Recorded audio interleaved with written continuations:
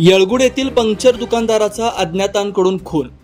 हातकणंगले तालुक्यातील येळगुड येथील जवाहर साखर कारखाना पेट्रोल पंपाजवळ असणाऱ्या टायर पंक्चर दुकानदाराचा अज्ञातांनी गुरुवारी रात्री निर्घुण खून केल्याची घटना घडली आहे। गिरीश पिल्लाई वय 50 मूळ केरळ, सध्या राहणार विशालनगर हुपरी असं खून झालेल्या व्यक्तीचं नाव आहे। त्यांच्या दुकानातच हा खून झालाय।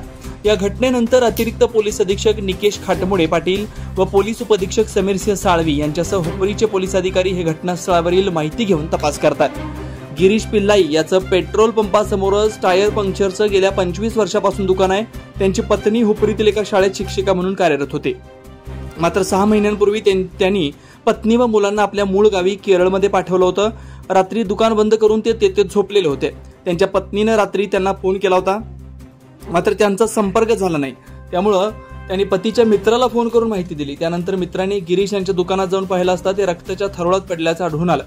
त्यांच्या पोटावर चाकूचे आणि डोक्यावर लोखंडी टॉमीने वर्मी घाव असल्याचं आढळून आलं।